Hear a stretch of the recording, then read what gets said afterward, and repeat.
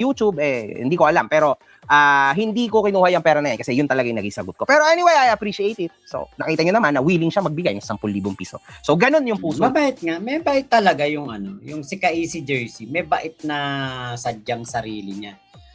Kaya lang, yung bait niya na pinakita kay Casper, parang hindi worth it. Parang mahirap na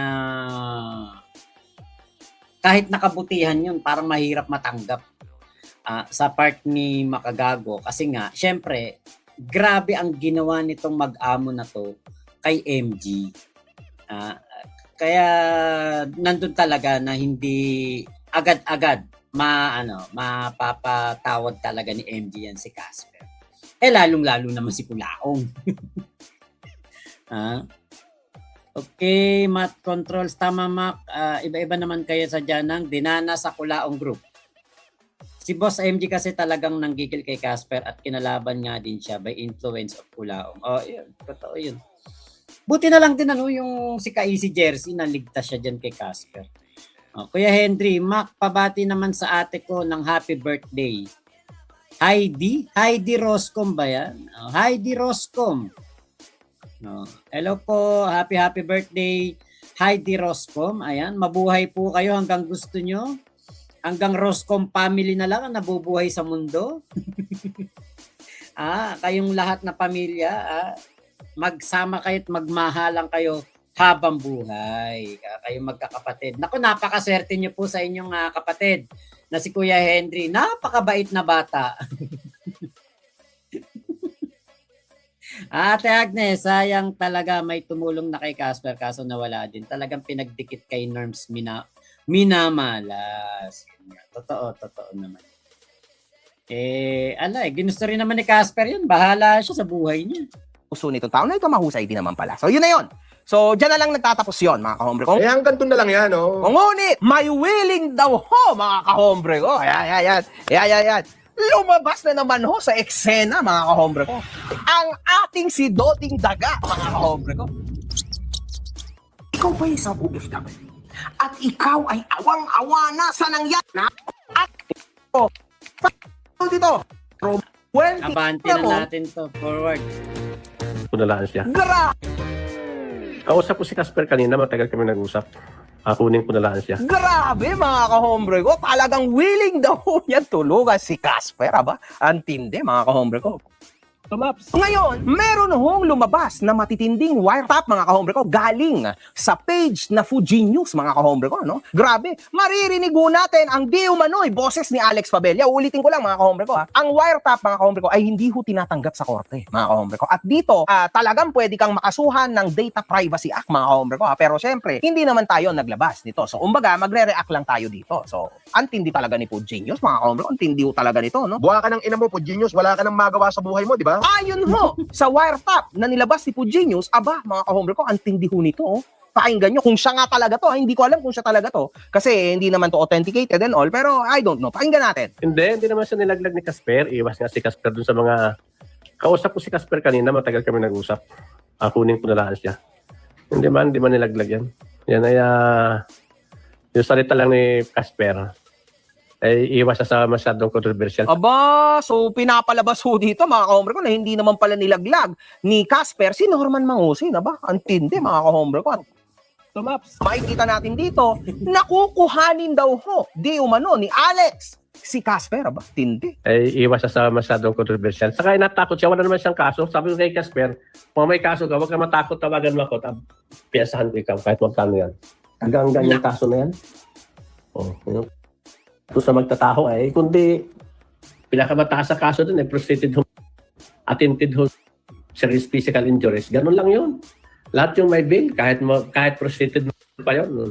Grabe to mga kahombre ko. So ibig sabihin, okay lang na makapit ka ng tao, ka ng tao kung ano-anong gawin mo. Kasi para ho sa ideology ng kung sino man itong tao na ito sa likod ng wiretap, lahat daw ho available mga kahombre ko. So lahat, no? Lahat yung may bail, kahit prostrated pa yun. So kumbaga, di ba nabanggit nga ni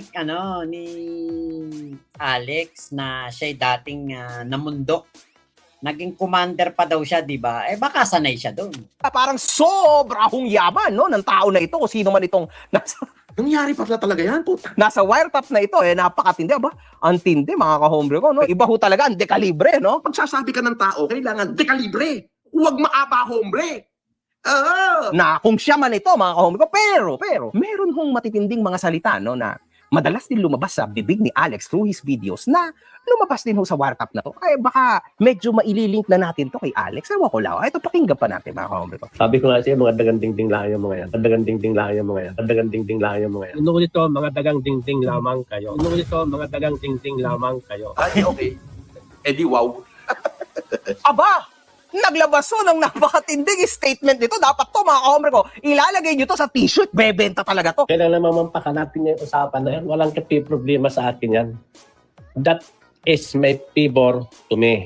That is my favor to me. Isa kang malaking tukmol. Meron hong malapit-lapit na salita si Norman dito, mga ka-hombre ko. I-play mo yan. Ano nga ba yan? This yan mo yan. Ilagay mo yan. This will be your final warning to me. Final warning to me. Ito ang magiging huling babala mo sa akin. That is my favor to me. That is my favor to me.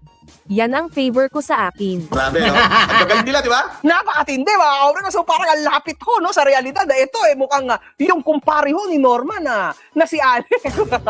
Sasampalin ko silang parehas. At inulit niya ho dito yung mahiwagang salita niya na, Sabi ko nga siya, mga dagang dingding lang yung mga yan. Dagang dingding lang yung mga yan. Dagang dingding lang yung mga yan. nako, baka nga ho si Mr. Alex to kasi madalas niya ho itong sabihin, mga ka-hombre ko, no, sa mga videos niya. Tulad dito, sinabi niya to dito. Inuulit ko, mga dagang dingding lamang kayo. Inuulit ko, mga dagang dingding lamang kayo. Matibay. Nako, mukhang nalalapit-lapit ho talaga na si Mr. Alex yata talaga sa salita na to. Tumaps. Ano sabi ulitin? That is my favor to me. Pansi yata ni makagagot eh.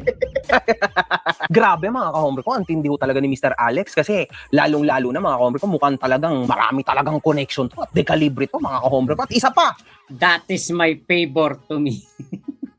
Ay, Kuya Tommy Fishing, shoutout sa'yo ha. Ayan. Ayan na ang doding daga, sabi ni MG. Mini. Army pan, matyaga. Ano matyaga? Ate Agnes, nakakamiss yun mura ni Norms na wala yun nag-aangas eh. Ayan, may pumalit na. Baka sabihin din yan eh, ayan, tanga. Sabi ni Casper, malayo daw masyado si Alex Pabella kaya ayaw niya dun kay Alex. Bandang huli kay Alex din pala bagsak ni Casper. Pag wala na syempre tumanggap sa kanya dito, sa Maynila, doon napupunta yan sa probinsya. mga ka-hombre ko, ang matindi dito, abogado na rin ho siya kasi para sa kanya, mga ka-hombre ko, lahat naman pala ng kaso available. Talagang malapit na malapit ho sa isa't isa, halatang halata na lumaki sila together ni Mr. Norman Mangosin. Dito kami naglalaro ni Alex nung kami kabataan, no? Dito kami nagkakabulan nung mga wala pa kami sa lawal. Kakaiba, mga ka-hombre ko, kasi parehas dinutong silang feeling entitled na maging abogado. Anyway, let's move forward. Walang kabulan, hindi pinapansin yan ng mga dekalibreng tao. Porque kailangan ko din naman sila. Sakyan ko lamang yung kailang ugali. Kasi hindi naman makaka-apekto sa akin yan eh. Sa business ko, malabo yan. Hindi makaka-apekto yan. Ako kumikita ako ng daan-daan libo araw-araw sila. Aba, grabe, hundreds of thousands kada araw ang kita. Kaya pala naman ang kotse mo eto lang. Pero sige, Mr. Alex, kung sa tingin mo ang talagang kinikita mo daan-daan libo per day, ikaw nang mayaman. 'Di ba? Wala namang problema doon, Mr. Alex Pabella. Pero ito, Alex, suggestion ko sa iyo. Huwag kang mangmamaliit ng mga tao. Oo. Kasi tandaan mo, ganyan din ang mga naging pagkakamali ni Norman Gusgusin. Madalas Tama niya naman. nga akong tawaging, Yung uhuging vlogger na si Makagalo. diba? Pero ano nangyari? Ako ang unang nagsampa ng kaso sa kanya. Oo, ako unang nagsampa. Ako unang nawakan. Huwag ka masyadong feeling strong. Kasi, paring Alex, lahat ng katiwalian, kasamaan sa mundong ito sa huli ay umaalingasaw. Lalong-lalo na at ang iyong kalaban ay desidito. Baka lang. Ay, di ka sure ha? Hindi ka pa nga siguro nakakatapat ng tamang tao. Pero once na makatapat ka ng tamang tao, kahit ano ka pa, kahit sino ka pa, wasak kung wasak. durog kung durog. Kahit ano pa mang connection ang pinagsasabi mo. Tandaan Eto pag nag-init si Makagago dito sa issue kay Alex Pabella. Ito na yung nasa title ko yung naghahatakan sa impyerno, hatakan sa impyerno. Yun nandyan sa aking thumbnail. Kasi parang hatakan na sa impyerno mangyayari niyan. Dahil nakita naman natin ang kinasasadlakan ngayong impyerno ni Culaong. Tapos si Alex Pabella, wala naman palang dating sa kanya to, wala naman pala epekto. Ano talaga lang ang gusto ni Alex for the clout? Kaya siya nagpapapansin ba? Gusto niya lang mapansin siya ng mga fans ni Culaong at ng mga kalaban ni Culaong para eventually magamit niya yung kanyang kasikatan para sa kanyang plano na pagpasok sa politika. Daw.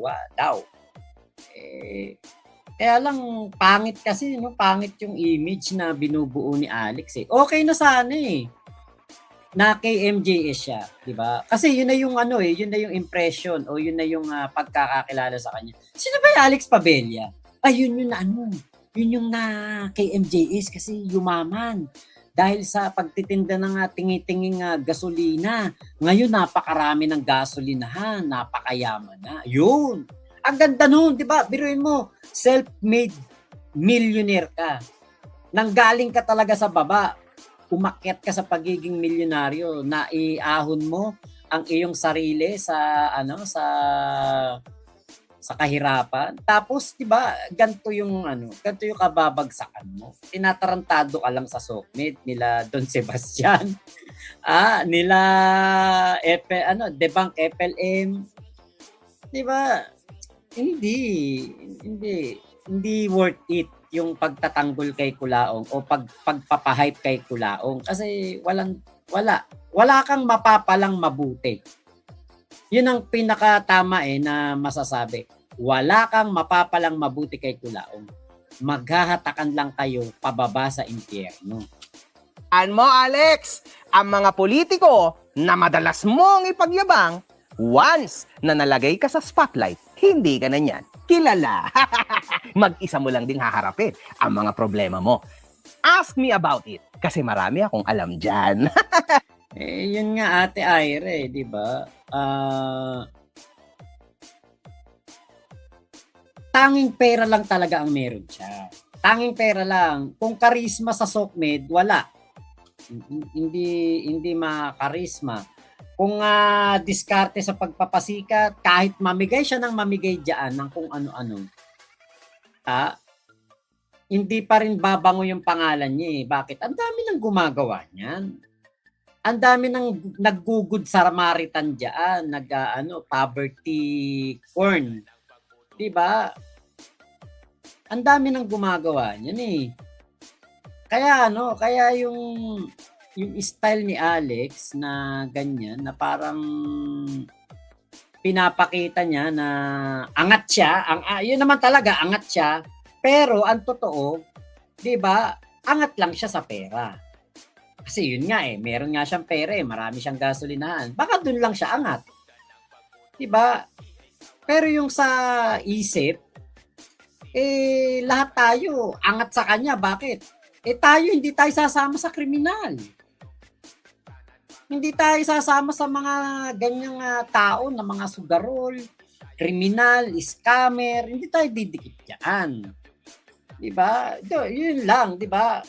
Putya, ang taas na ng ng pagkakilala sa'yo. Yan yun na kay MJS, mayaman yan. Self-made millionaire. O tapos bigla kang bumagsak sa, yan yung yung kaibigan ni Culaong, yung PPM sa Walker. Naku, napakapangit na impression. Sayang sayang. Diba? Kung yung ganyang pagmumukha lang ang tatawag sa akin, dagan ding-ding, hindi ka tanggap-tanggap.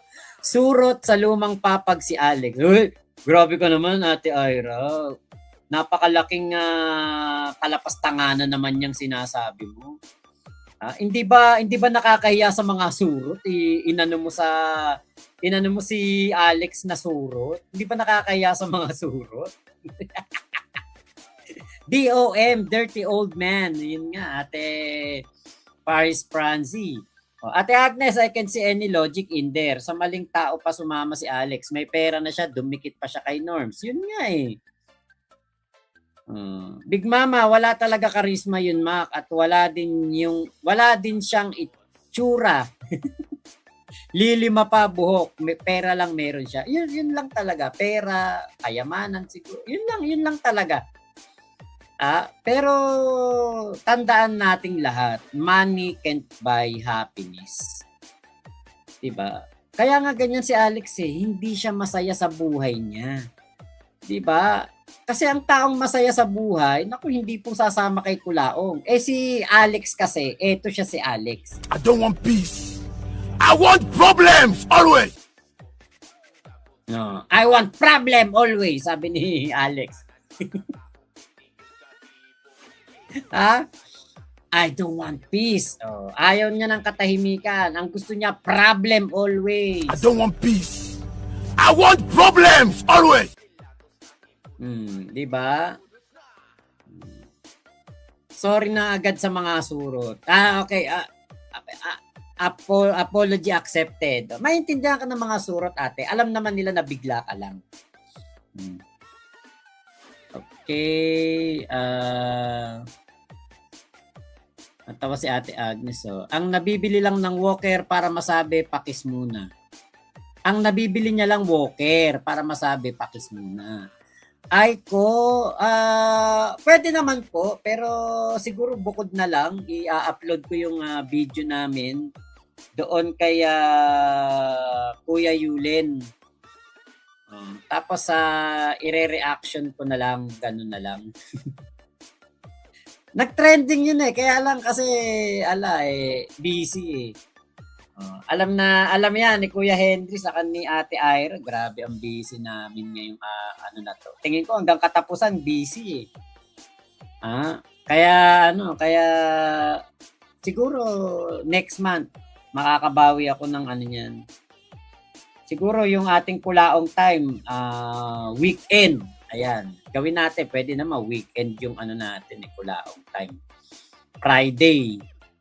Tapos Saturday siguro. Friday, Saturday, Kulaong time. Ito, play pa natin tong video ni MG. Para makita nyo na yung tunay niyang hinahanap. So dito mga kahombre ko, mukhang sinisiraan niya na si Norman. PLM, kaya talaga nila yon kasi si PLM unang-una, alam ko ugali na mahina din ang dibdib noon. Bukod sa mahina ang dibdib noon, wala siyang capability na ganun kakapan sa akin. Pangalawa, wala siyang political power. Wala siyang political power. Nagsasabi naman ng katotohanan si Alex. Tama naman. Wala lahat nun si Kulaong Walang pera. Ang kapangyarihan, dapat may pera ka. Si Alex may pera. May mga kaibigang politiko. Si Kulaong walang kaibigang politiko. Walang kaibigang mga generals. Galit nga sa kanya, di ba? Yung mga generals, mga police, galit sa kanya kasi tinatarantado niya Mga NBI, galit sa kanya, di ba? Kaya tama naman yung sinasabi ni Alex. Swak na swak talaga kay Kulaong yun. At saka ito nga si Kulaong, ilang beses na bang nagkaroon ng hearing ang kaso ni Kulaong? At kinukwento nga ng mga kapatid ni Ma'am Joanna, si Joanna mismo, si MG mismo, kinukwento. Si Kulaong sa loob ng korte, nakaganon lang. Nakayuko lang. Sinabihan daw ng ang baho-baho mong tignan ba? Parang ganun. Pinagmumumura daw dun sa harapan ng korte, di ba? Wala daw nagawa. Talagang walang magagawa kasi nga si Kulaong walang walang dating talaga na tao. Walang bitaw. Walang bitaw, walang dating, walang maibubuga. Wala talaga. Puro yabang lang yan si Kulaong. Puro ngal-ngal lang yan. Kaya. Aba, mga ka-hombre ko, wala naman palang kwenta si Norman as per Alex, no? Kasi mahina lang palang dibdib nito at wala siyang political power katulad niya. So in short, mga ka-hombre ko, ang pilitong pinababati dito ni Alex ay kapag nasa politika ka o meron kang koneksyon sa politics, malakas na tao ka. Ganun ho yun. So ibig sabihin, para kay Alex, para sa mentalidad ni Alex, kapag nasa power ka, malakas ka. Lahat pwede mong gawin. Aba, ang galing ni Alex. Palakpakan ang putang inang yan. Galing. That is my favor to me. Right? Alex, the best ka. Baka naman pwede tayo maging close kasi total naman. Meron kang political power. Baka naman sakala. Boss Alex, baka naman. Sige na, tulungan mo naman ako. Di ba? Ano-ano ba pwede natin maging business dyan? Baka naman pwede mo maging business partner. Kasi total naman, meron kang political power. Oh my God, man. Gusto ko yan. Boss Alex, message mo ako ha. Malay mo, tayo na palang dalawa para sa isa't isa. Total naman, meron kang political power. Tumaps. Wala yan si Makagago. Wala yung mga baser na yan. Kahit si Podinios, wala yan. Kahit magpisang-pisan yan. Kahit magsanib kursa yung mga yan. Hindi ko urungan yan. Walang demandahan. Sige, kahit anong pambabas ang gawin nila. Wala lang, hindi ko dinadami ang kanilang anak. Ang kanilang pamilya. Kaya kong ipatrace yan, pira lang katapat niyan, kaya kong hanapin kung sino yan. Mga tao na. Hindi ko lang ginaganimitan. Kasi, pag may dinimanda ko dyan, madadala yan. Hindi na mag-post yan. Hindi na yan mag-comment. Mawalan ako ng mga viewers. Mga pipitsugin lang yan. Mga daganding-ding lang yan. Puro lahat yan, hindi ko karibel. Wala yan. Hindi natin Parang gusto lang pala talaga ni Alex magpasikat. yung mga ganyan tao, hindi natin dapat katakutan yan. Ganon. Pwede mo naman dapat talaga kami katakutan kasi end of the day, sino ba naman kami? Mga dagang ding-ding lang naman kami. Bakit nagre-react ng ganyan? Hindi naman pala dapat kami katakutan di ba? O ako, wala naman palang kwenta yung yaman ko, sabi mo. Dapat di mo na lang ako pinapansin. Ang tunay na mayaman ay hindi na kinakailangang mag-flex pa. Ayun para sa akin lang ha. Kaya ako mga ka-hombre ko, nagbago-bago na ang aking buhay. Tumumal na rin ang pagpe-flex ko kasi marami na akong iniingatan. Usually mga ka-hombre ko, ang mga tao na ganito, ito ho yung mga taong kakaunti lang ang pinagkakaingatan.